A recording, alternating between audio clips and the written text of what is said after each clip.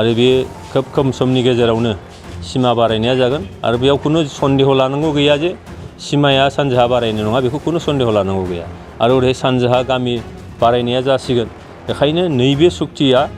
गुबुन सोरहाबा खालामनाय सुक्ति बायदि नङा बे सुक्तिया भारत सरकारा खालामनाय भारत सरकारनि मोनसे कमिटमेन्ट आरो कमिटमेन्टआव जेब्लाबो भारत सरकारा अरथाबनानै दं आसाम सरकारा अरथाबनानै दं बेनिखायनो बे मावफुंजाया होननायनि जेबो बाथ्रा गैया बे थाबैनो मावफुंजागोन बियो बे खामानिया दिनैहाय सोलिगासिनो दं आरो नंगौ जे गेजेराव माखासे बिसायख'थि थांबाय आरो जोंहा चेयारमेन कमिसननि चेयारमेना बिथाङा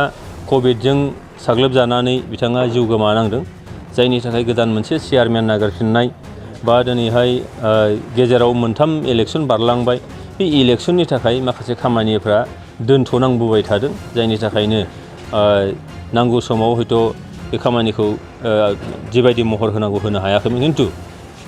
बिदि होननानैबो थाथ'नानै थादों बिदि नङा बिनि खामानिया जे सिंनि मोनसे इसिङारि दाथायफोर माखासे दङ बे गासैबो जाजोब्बाय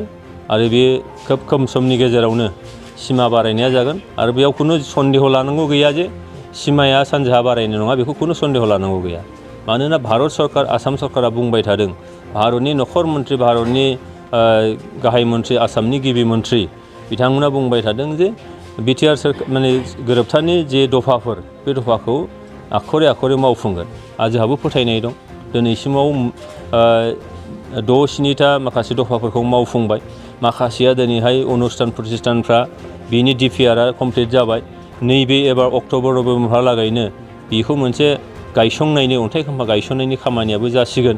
आरो ओरै सानजाहा गामि बारायनाया जासिगोन बेखायनो नैबे सुक्तिया गुबुन सोरहाबा खालामनाय सुक्ति बायदि नङा बे सुक्तिया भारत सरकारा खालामनाय भारत सरकारनि मोनसे कमिटमेन्ट आरो कमिटमेन्टआव जेब्लाबो भारत सरकारा अरथाबनानै दं आसाम सरकारा अरथाबनानै दं बेनिखायनो बे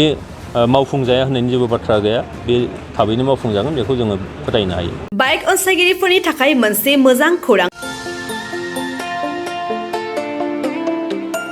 Kokrajhar GD road axis bank साखाथियाव थानाय दावहारु अट' एजेन्सिया नोंथांमोननि थाखाय लाबोदों धामाका स्पेशेल अफार खम बेसेनावनो नोंथांमोना बाजाजनि गुबुन गुबुन मडेलनि बाइक फाइनान्स खालामना नोंथांनि सिमांखौ जाफुंहोनो हागोन 13,800 रांनिफ्राय जागायना 19,500 रांजों नोंथाङा बाजाजनि गुबुन गुबुन मडेलनि बाइक जेरै प्लाटिना पालसार बायदि गुबुन गुबुन मडेलनि बाइक लानो हागोन